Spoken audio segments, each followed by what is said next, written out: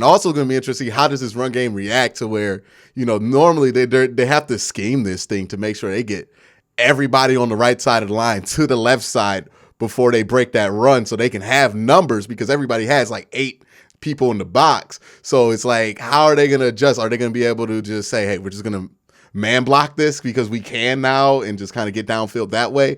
And then that way you don't leave that time for those athletes downfield like Derwin James to come in and fill these holes, because I think that's also something that could factor in. Is if we run these pin pull plays like we've been running the last few weeks, Derwin James is fast enough to get in there and kind of blow that up. Whereas if a team has like 2 linebackers out there, they're not really going to be fast or small or agile enough to blow up those lanes. So it's going to be an interesting adjustment for Kevin Stefanski too, because running against a team that's lighter in the box, well, theoretically it should be easier. It is different.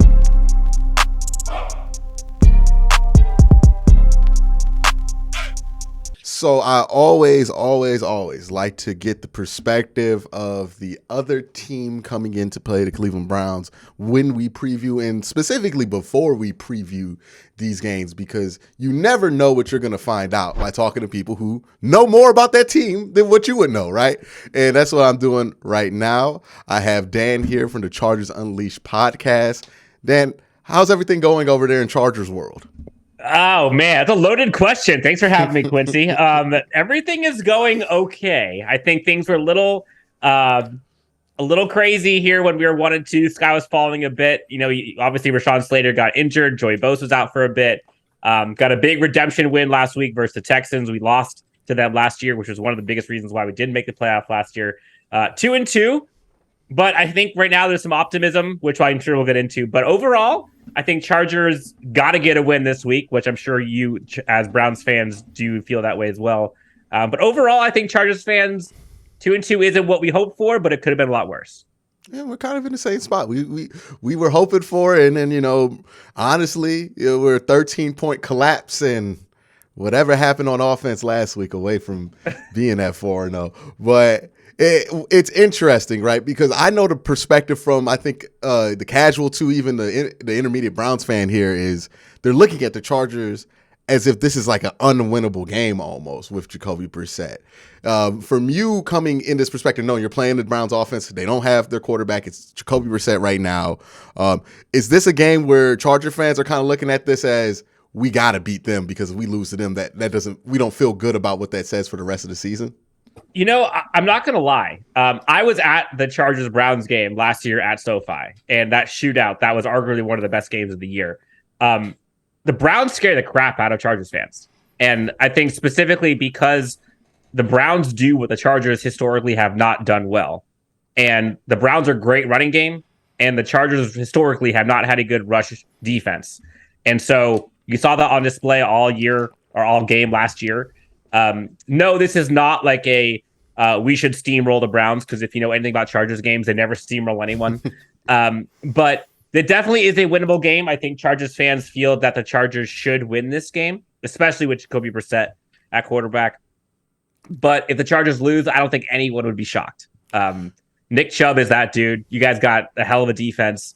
And when you got a two-headed monster like Kareem Hunt, Nick Chubb, Njoku, I mean, like, you guys got some dudes. And now Marty Cooper, like, we'll take it.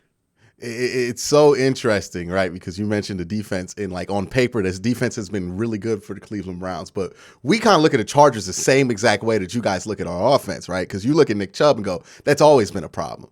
For the Browns, when we look at the Chargers offense, it's more of the fact that you guys attack vertically so often.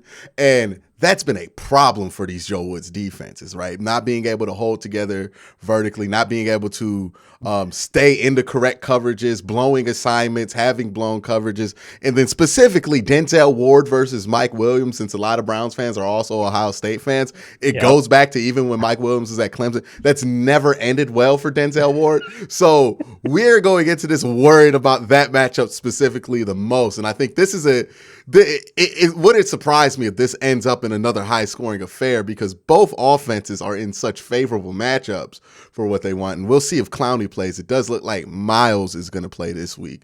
But it isn't. You mentioned something, and it's funny. Every local fan base has kind of the things that they're for and against. You guys are worried about the Chargers' vertical passing game. Chargers fans locally have been clamoring to have more of a vertical passing game. They feel we don't have enough. And it's just, you can never have too much of anything good, especially when you have, a quarterback like Justin Herbert or a running back like Nick Chubb. But it's just interesting to kind of see the national versus local point of view on that. So yeah, and Browns fans this week are scared we're not going to run the ball enough. Like it's interesting when you look at it from different perspectives. It's like you realize, okay, your team does run the ball relatively as much as most teams. You're just so good at it that you feel like you should do it 100% of the time, but nobody can do what they're really good at. I went back and watched that game that you guys had against the Falcons, and man, Nick Chubb is like, other than Derrick Henry, I think he's a running back that scares me the most in the NFL. Yeah, he's been single-handedly take over a game. He's been better than he's ever been, and he's been pretty good the years before. Speaking of that matchup, well, what do you think if you're Brandon Staley? Because I know he runs a lot of light packages out there, right? He's known for these 6 DB formations. Mm-hmm. He kind of innovated that early on. I think 2018 is when everybody took notice when he did it against Lamar. What's his plan here for the run game? Because he got gashed pretty hard last year by Nick Chubb. I imagine that's top of mind for him. Yes, I think no matter what, I think going into this, and not just this game, but this entire season, the Chargers defense and the Chargers coaching staff needed to find a way to bolster the defensive line because that was a problem last year. And so they went out and they got a whole new revamped defense. And about the J.C. Jacksons in the secondary. Mm-hmm. But what you don't hear as much about is they got Kyle Van Noy pretty much on the cheap so much in free agency. They got Sebastian Joseph Day and Austin Johnson, both of which were top 5 against the run as interior defensive linemen. So they shored up the interior of the defensive line. They have Kenneth Murray, who is now healthy. They have they run Cole Christensen, and then obviously you've got Khalil Mack, which was huge. And everybody talks about kind of his edge presence, but he's also a great presence against the run. And so unfortunately, I think the stats are a little skewed when you look at the Chargers run defense, because on paper, the run defense looks bad. But if you take out the fact that they had 3 straight games, this would be the 4th game now if the Browns do this, 3 straight games where they have given up a 50-plus yard run. If the Chargers take those out of the equation from statistics, their run defense is actually pretty good. Last week, they gave a 75-yard run to Dameon Pierce. Otherwise, held him like 50 yards. Mm-hmm. So they have to stop the run. And so I think a game like this is what they built their offseason off of. And so I think you're going to see, obviously, the Browns are going to test that. But if you see guys like Sebastian Joseph Day, Austin Johnson, Morgan Fox, you got guys like Brandon Fehoko who might be coming in, they bolstered the interior for games like this. Khalil Mack is a huge presence. They're going to miss Joey Bosa because he's obviously good against the run too. Mm-hmm. But this is like so far from the defense that you guys saw last year.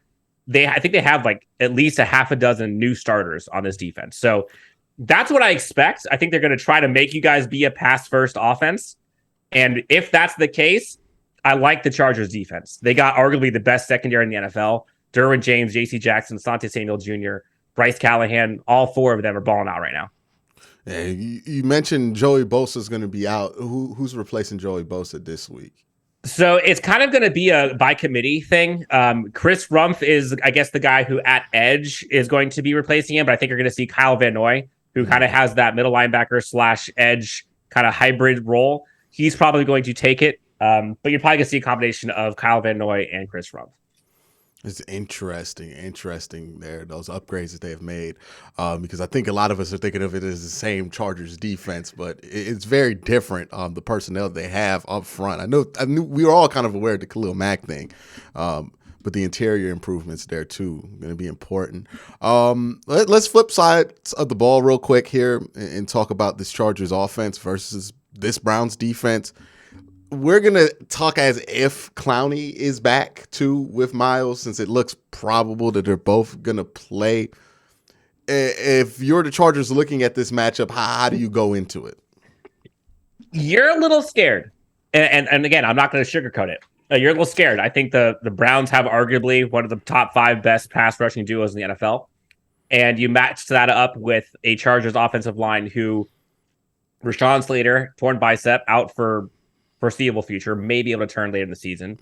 And then you have Trey Pipkins on the right side, who so far has been much improved than what he was last year. But last year was not good. This year has been pretty darn good. I would say above average. So Rashawn Slater goes out. Chargers are trying to figure out who's going to take his place because you can't replace Rashawn Slater. He's arguably one of the top 3 offensive tackles in the NFL.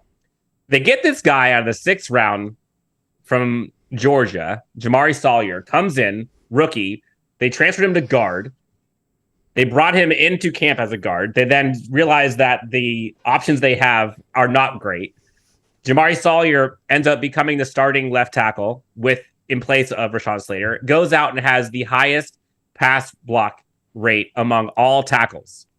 So I think heading into the game, you're scared shitless, if I'm being honest. But then you see what that happened. You're like, okay, maybe that would work. So I think the Chargers offensive line, if they can hold up, I like the Chargers offense. I think they're going to go vertical. They're going to go great. But if they're not able to hold their own against those edges or interior, and your interior is pretty damn good too. If the Chargers offensive line doesn't do well, it's going to be a long day. And that's not even talking about run versus pass, but like they gotta have some physicality. Yeah, it's interesting there too because one of the things I thought the Chargers would do, because when you see these high powered offenses, right, they're usually not like the Bengals, for example, are a team that's like notorious for this. They never keep more than 5 more than just their baseline at protection. I was watching the Chargers. I was surprised how often they keep, an extra couple of guys back there. Especially recently. Yeah, especially this last game versus the Texans. I mean, they're basically running 3 wide receivers out there in the middle of the field. And that's why, is because they got a rookie offensive lineman who was a guard, now is a tackle, and you're protecting Justin Herbert, who has rib cartilage issues. Mm-hmm. So, like, your franchise quarterback needs help. They would rather kind of stack the box a bit than give folks free reign at just going crazy on Justin Herbert unnecessarily. Now, that's something I want to touch on, too. Justin Herbert, we all saw it because I think it was a national TV game where he got the rib injury to start. How has he been since that? Because it's been conflicting what you've heard about that whole injury situation. Well, in short, leads the NFL in passing yards. So Justin Herbert's been just fine. If you go back and watch the film from last week, he looks incredible.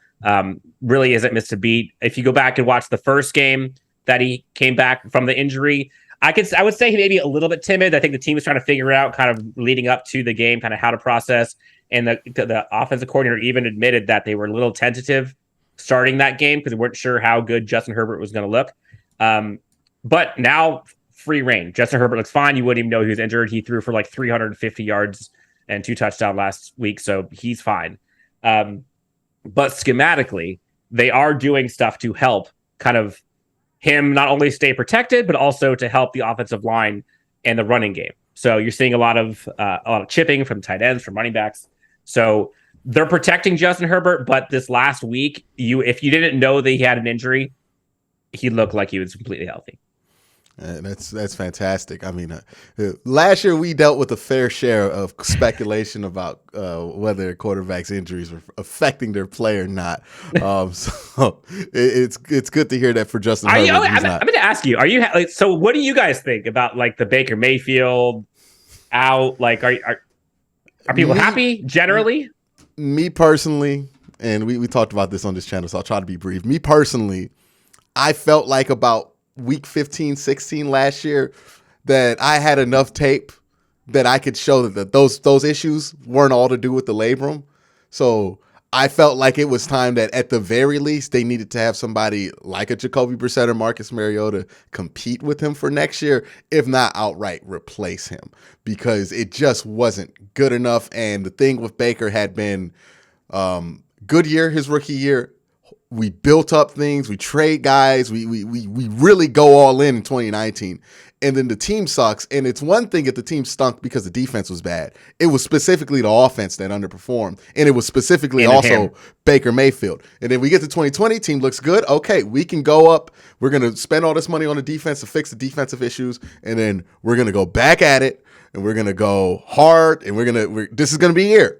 And then the offense stinks, and specifically it's Baker Mayfield. And there's reasons why, right? You can say Freddie Kitchens. You can say it was the injuries. There's always a reason why a player's not good.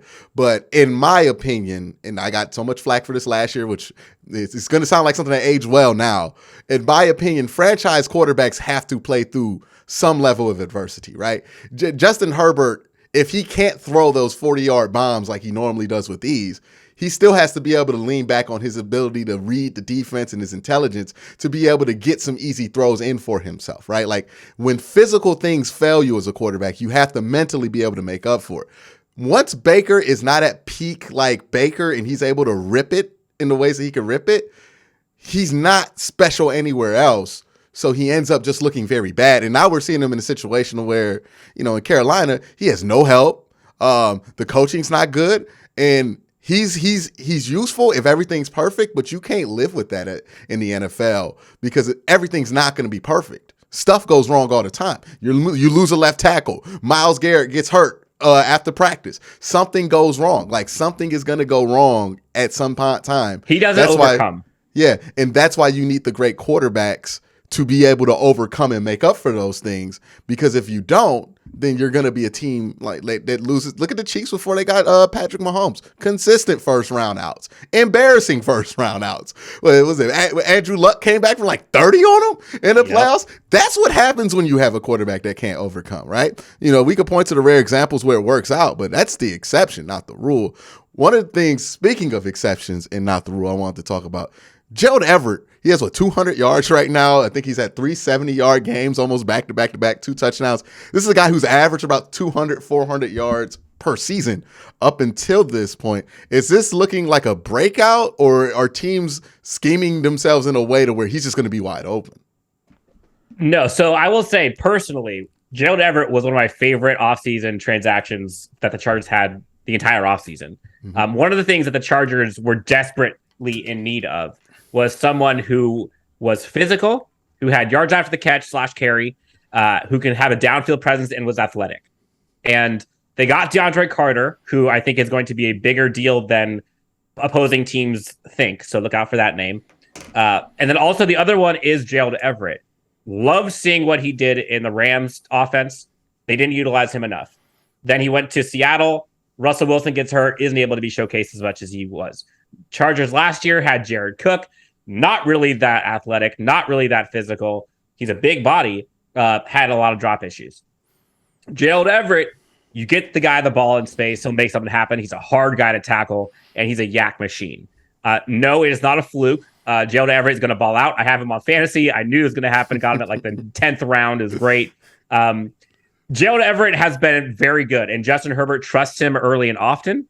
So no, it's not a fluke. I would look to see that streak continue. I think with Gerald Everett, it's just a matter of touches. When you give him the ball in space, he's good to go. It's hard to tackle that guy. Nothing makes your offense, you feel much better about your offense than like that tight end or slot receiver that they get like 600 to 800 yards a year, but it's just so good. Like they're just so reliable when you need like 10. The easy yards. Yeah, quote unquote. Like, yeah, they could just settle in that zone and just get to where they need to and just catch the ball, and you have nothing to worry about. Those are always like, I find those always to be like fan bases' most favorite players or tend to be those kind of guys. Like, but it is an interesting matchup. A lot of strength on weakness, and then vice versa here for both teams. What do you anticipate this game looking like? I don't want to lock you into a prediction or anything like that, but what do you anticipate this game looking like? I think it's going to be, that's a loaded question. I think there's a lot of, it depends in there. One big question mark is going to be Keenan Allen. We'll see if he's able to go. Chargers have missed him in the last few weeks. He's been battling a hamstring issue, so he has not been playing. Keenan Allen in this offense completely transforms it. It's third and Allen, like he's always open. Anyone who goes up against him, I think, appreciates that.